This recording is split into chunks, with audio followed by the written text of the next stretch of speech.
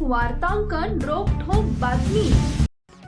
पेपरफुटी प्रकरणी धर्मेंद्र प्रधान आणि पंतप्रधानांच्या राजीनाम्याच्या मागणीसाठी काँग्रेसचे अनेक नेते दुपारी 3:30 वाजल्यापासून दिल्लीतील पंतप्रधानांच्या निवासस्थानाजवळ धरणे आंदोलन करत आहेत। यामध्ये राहुल गांधी, प्रियंका गांधी आणि मल्लिकार्जुन खरगे यांचा समावेश आहे। काँग्रेसचे सदस्य पंतप्रधान आणि गृहमंत्री यांनी राजीनामा द्यावा अशी घोषणा देत आहेत। या आंदोलनादरम्यान पोलिसांनी पंजाबचे माजी मुख्यमंत्री चरणजीत चन्नी आणि पक्षाच्या अनेक कार्यकर्त्यांना ताब्यात घेतलंय।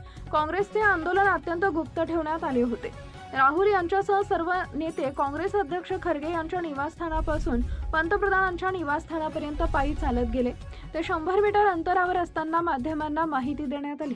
दरम्यान केंद्रीय मंत्री जितेंद्र सिंह आंदोलन करणाऱ्या काँग्रेस नेत्यांशी बोलण्यासाठी आले।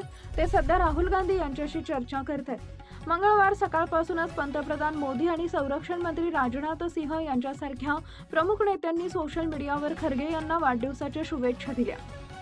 मात्र विद्यार्थी आंदोलकांवरील पोलीस कारवाईच्या निषेधार्थ आपण वाढदिवस साजरा करणार नसल्याची घोषणा यांनी लवकरच केली।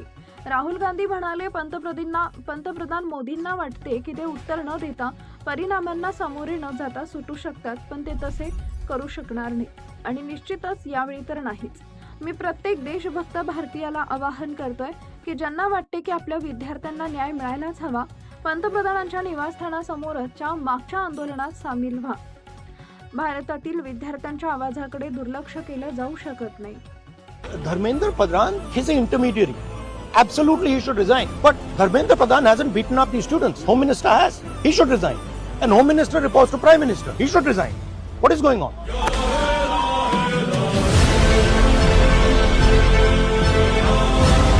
Prime Minister Modi is the most anti-youth Prime Minister India has ever had.